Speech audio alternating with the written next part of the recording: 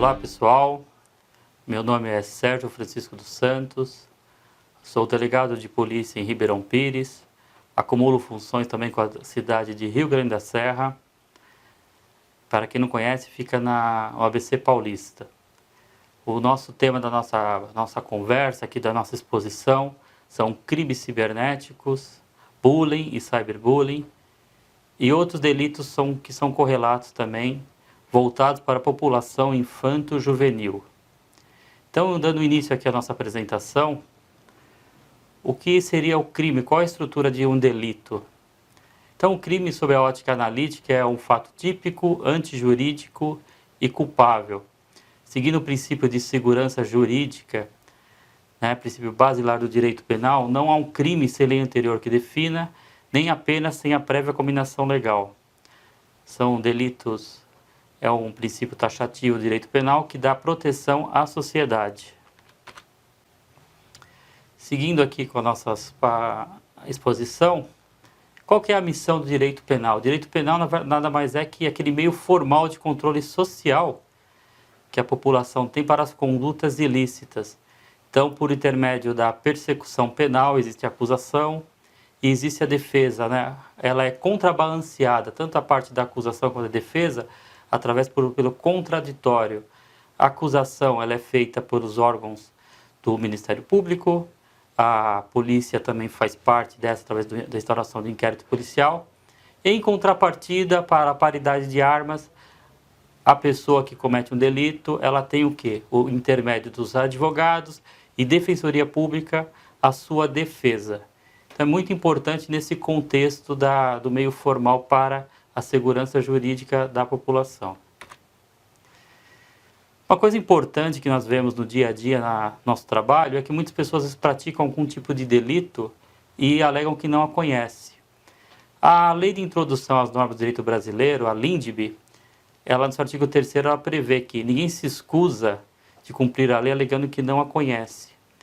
Então, para ficar bem claro essa situação, existe o que é um ditado popular, muito conhecido, que se diz aqui, achado não é roubado. E muitas vezes a pessoa acha que isso é uma verdade absoluta. Se você for verificar isso realmente à luz do artigo 157, que trata do roubo, que quer subtrair para si ou para outra coisa alheia móvel, mediante violência contra a pessoa ou grave ameaça, ou por qualquer outro meio que impossibilite a resistência da vítima, realmente nós chegaremos à conclusão que não há um roubo. Mas, na verdade, quando você perde um objeto, nós temos o que? A obrigação de restituir. Essa obrigação ela decorre tanto da Constituição, mas também quem pratica isso, quem se apropria indevidamente desses objetos, pratica um delito, que é o delito previsto no Código Penal, é o artigo de apropriação indébita de coisa achada. Então, toda vez que você encontra um objeto, seja ele uma carteira, seja ele um aparelho celular, algo de valor, nós temos obrigação de restituir. Esse Código Penal, o artigo do Código Penal 169, inciso 2º, ele diz que você tem um prazo de 15 dias. Muitas vezes, a pessoa não sabe de quem é aquele objeto, não tem uma identificação. O que eu devo fazer com esse objeto? Como é que eu vou restituir ao proprietário? Então, a própria lei fala que você deve entregar a uma autoridade competente. Não especifica qual é a autoridade, se é o Poder Judiciário ou se é o delegado de polícia. Geralmente as pessoas vão entregar esse objeto na delegacia de polícia.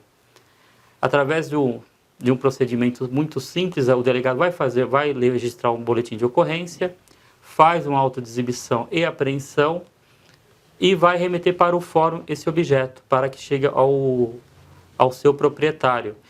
Existe um procedimento de jurisdição voluntária chamado de coisas vagas, e o juiz vai localizar esse proprietário para restituir esse bem.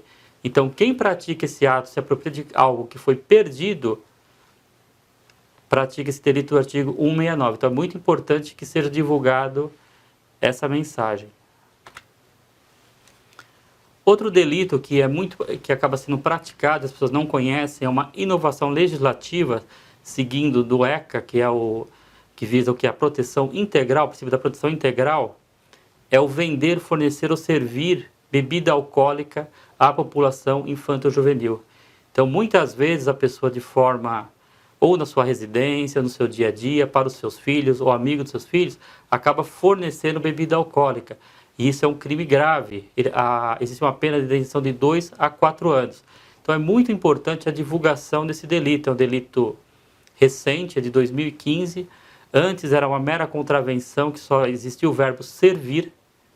E agora não, ele é um verbo mais completo. Ele dá uma proteção muito maior à população infanto-juvenil. Então é importante que as pessoas tenham conhecimento desse delito. Seguindo aqui, outro delito importante também que as pessoas não conhecem é a corrupção de menores. Como o nosso tema aqui fala de bullying, cyberbullying, o crime de corrupção de menores também foi uma atualização legislativa do ECA. Então quem corrompe ou facilita a corrupção de menores com ele praticando delitos, na verdade incide tanto nas penas do crime que praticou, como nesse delito autônomo. Inclusive pelos meios eletrônicos, pelas salas de bate-papo ou internet. Então, o adolescente que pratica um delito junto com um maior, esse maior vai responder pelos 2 delitos, de forma cumulativa. Seguindo aqui a linha de raciocínio, é importante também a tutela dos pais sobre os seus filhos, né? Aquele dever de guarda, de cuidado, de assistência e de educação. Muitas vezes, a palestra, como eu falo que são feitas nas escolas, existe o que? A responsabilidade civil. O Código Civil ele prevê a responsabilidade civil por ato de terceiros. Então, os pais, eles acabam sendo responsabilizados pelos atos dos seus filhos. Então, todo aquele que por ação, negligência ou imprudência pratica um fato ilícito, mesmo que exclusivamente moral, fica obrigado a reparar os danos.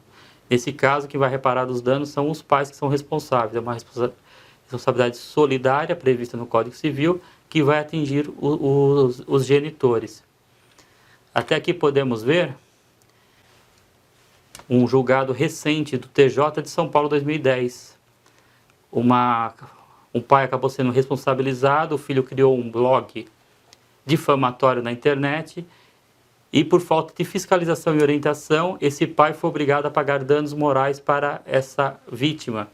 Então é muito importante que os pais tenham essa consciência que há necessidade de fiscalização dos atos dos seus filhos. Isso chama-se dever legal, dever de assistir, educar e criar os seus filhos menores. Então é muito importante que os pais realmente exerçam esse papel. Aqui seguindo a linha de raciocínio do nosso trabalho, Estatuto da Criança e Adolescente, nós temos o quê? Os atos infracionais, o ECA.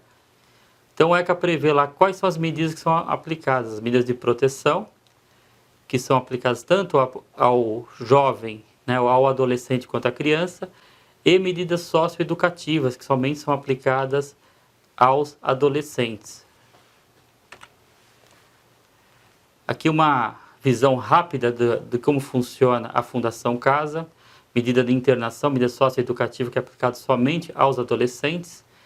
Essa medida é uma medida realmente excepcional, ela sempre protege a pessoa que está em desenvolvimento do adolescente, e ela tem as seguintes características, né? Ela tem uma função pedagógica, você pode ver pelo quadro que ela tem uma visão de escola, função pedagógica, função de ensino, mas também ela tem a parte privada, ela é privativa de liberdade. Na outra figura você verifica que realmente existe a parte de celas, de grades, né?